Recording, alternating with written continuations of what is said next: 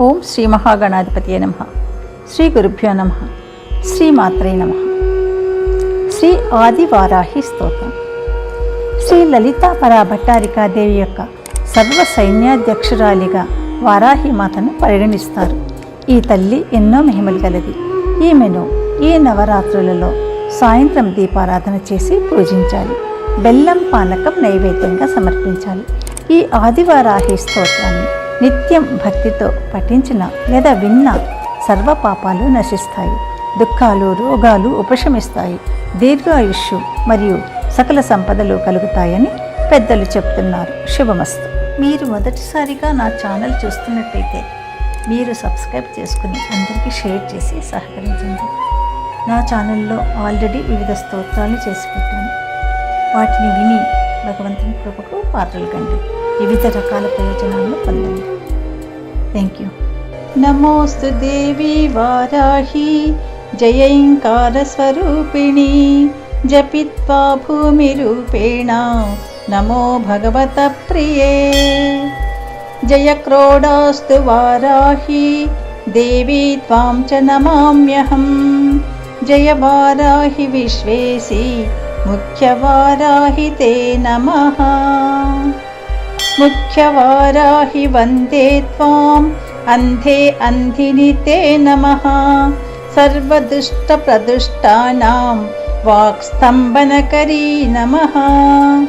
నమస్తంభిని స్తంభే త్వాం జృంభే జృంభిణి తే నమః. రుంధే రుంధిని వందే త్వాం నమో దేవీ తు మోహిని. స్వభక్తానాం హి సర్వేషాం సర్వకామప్రదే నమః. బాహ్వో స్తంభకరీ వందే చిత్తస్తంభని తే నమః. చక్షుస్తంభిని త్వాం ముఖ్యస్తంభిని తే నమో నమః. జగస్తంభిని వందే త్వాం జిహ్వస్తంభనకారిణి. స్తంభనం కురు శత్రూణాం కురు మే శత్రునాశనం.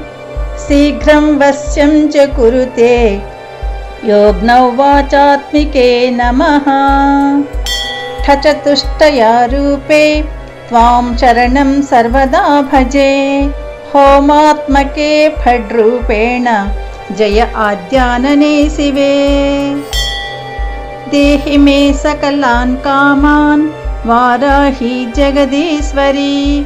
నమస్తుభ్యం నమస్తుభ్యం నమస్తుభ్యం నమో నమః. దేహి మే సకలాన్ కామాన్ వారాహి జగదీశ్వరి. నమస్తుభ్యం నమస్తుభ్యం నమస్తుభ్యం నమో నమః. ఇదమాద్యాననా స్తోత్రం సర్వ పాప వినాశనం. పఠేద్య సర్వదా భక్త్యా పాతకైర్ముచ్యతే తథా. ఇదమాద్యాననా స్తోత్రం సర్వ పాప వినాశనం. పఠేద్య సర్వదా భక్త్యా పాతకైర్ముచ్యతే తథా.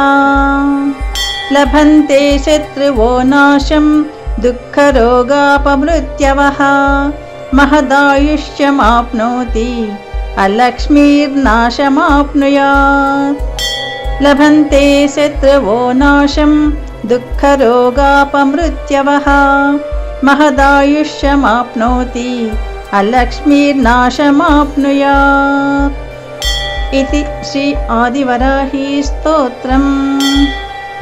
యదక్షర పదభ్రష్టం మాత్రాహీనం తు యద్భవేత్ తత్సర్వం క్షమ్యతాం దేవి నారాయణి నమోస్తుతే. సర్వం శ్రీ శివార్పణమస్తు.